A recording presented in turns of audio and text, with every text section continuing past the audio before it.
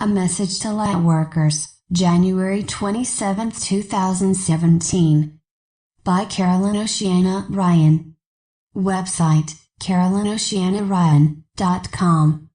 The latest guidance from the galactics, Earth Elementals, Ascended Masters, Fairy Elders, and angelic beings known as the Collective.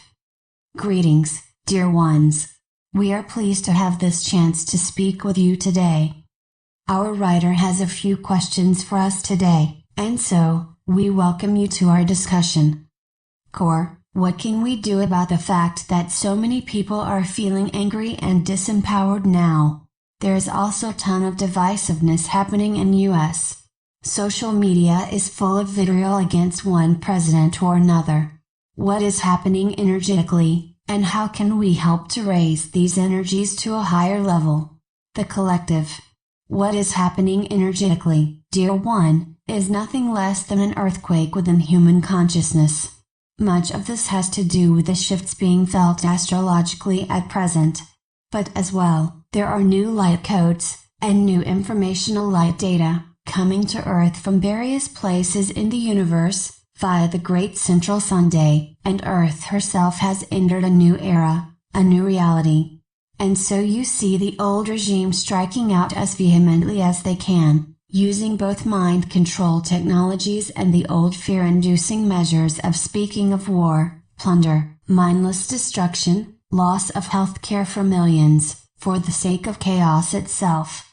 You see the false bravado and the claims of power that are baseless or empty, and they are recognized as such by many around the world.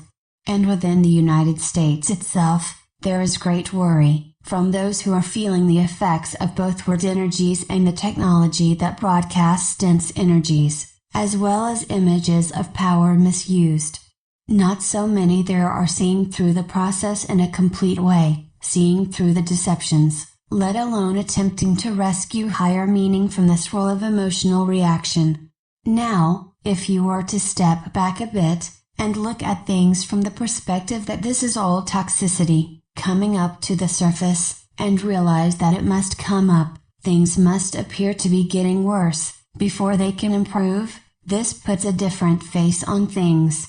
We do not wish to diminutize the experience of the many millions who fear mass deportations, environmental ruin, further risk of climate change, human rights abuses, misuse of national budget, the normalization of bullying, and many other concerns. These are significant issues, and it is understandable that those who feel the urgency of the moment would be up in arms just now. But understand that, as we noted in our last message, this is not all that is occurring. And it is possible, regardless of which side of the political fence you sit on, and the time has come to dissolve that fence, it is possible to establish a place within yourself of peace and calm.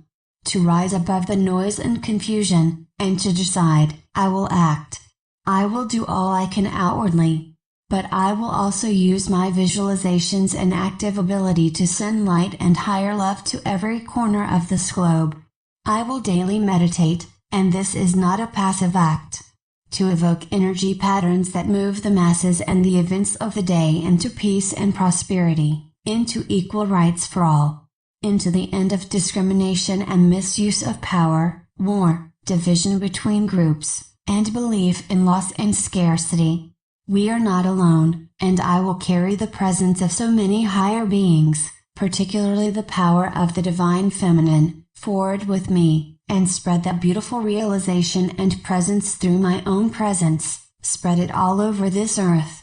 This is what the indigenous elders, and often, an entire tribe, would do, for many thousands of years, to handle problems such as the possibility of war, environmental disaster, illness, extreme weather, or other difficulties that could bring down the vibration of their entire tribe. They would gather and decide which of the universal powers they needed to call upon, which gods or goddesses, which energy factors, and which patterns of higher light, to address a particular problem. Then they would enact either a known ritual or create a new one.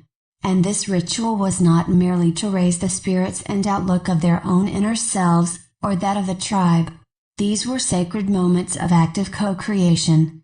In these moments of chanting, song, dance, or prophecy, vibrations were enacted that shifted the outer reality of the tribe, so that they were actively and consciously moving into another reality, another timeline, or a new manifestation that was so profound, they were in some ways moving to another, higher vibrational timeline.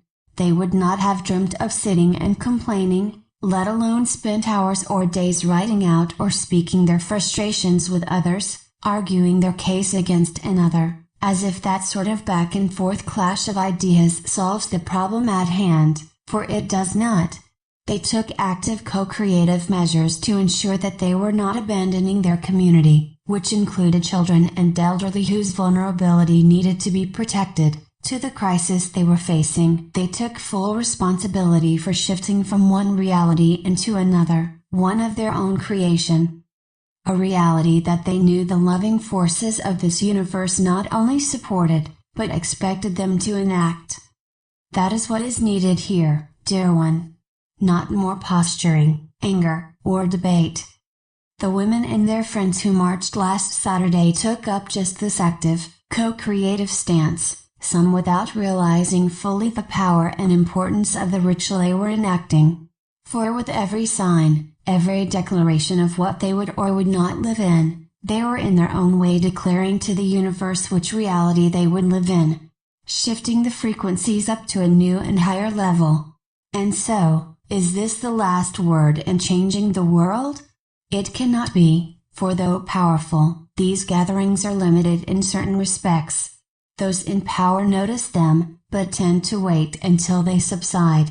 And yet, much change was enacted, not merely by the gathering of human selves, but by the outpouring and concentration into a singular cause, human rights, and with it, planetary rights. And this, dear ones, this actively shifted the direction that the human race is headed in. There is still work to be done, to directly write and steer public policy and laws into a closer resonance with what Nisara brings once fully unfolded. Yet this one day, in which marches and speeches, songs and chants and declarations, occurred at the same times, and with the same intention, all over the planet, has created a powerful wave of light and higher love that is still reverberating through your reality, shifting not only thought forms but outer forms as well. Its influence will be felt for many years to come, as other similar streams of thought pour into that singular stream of light and love for all life, strengthening it many times over, and establishing with that impetus a new higher vibration in human affairs. Core. And is this all connected to Nisara? The collective. That is the most beautiful part of the equation, as you would say. This is the very spirit of Nisara itself, come home to take up its vibrational realness in your very own backyard, not only in the United States, but planet Earth, in general. Core, and yet, I feel a tendency in myself and many Lightworkers, to treat Nisara as an ephemeral dream. Even while we're telling people about it and handing out flyers, and asking people to sign the Nisara petition, we're trying to protect ourselves against the disappointment of not seeing it enacted yet. It's a strange dichotomy. Because I try to spend time feeling the reality of Nisara happening now, being here now, but I feel like I'm trying to avoid feeling disappointment that it's not fully here yet, at the same time. The collective. And yet we have said many times, dear one, it is being enacted, that is a process, not a single moment. And days such as were seen on the 21st of this month of January was one of those moments, an empowering and beautiful sign of human sovereignty, coming to the fore. Do you imagine that Nisara could be enacted, before human beings demanded to be free? Before they required that all government come up to the level of divine government? That would be equal to wanting to create something in a laboratory, without the chemicals and elements needed to create that particular outcome. Any good scientist would ask how far you expected to get, without all the ingredients needed to create your intended outcome. This is why we say, Even if it appears that much ground has been lost, consider that some ground is temporarily lost, for the very great outcome of all of it being gained. The current run of events has spurred on the population of this planet to sit up, realize what is happening, and to wake up, thoroughly, some perhaps, for the first time in many years, or the first time in their lives. Nothing less than the awakening of an entire planet is occurring now, dear ones. And so, do we weep for you? No.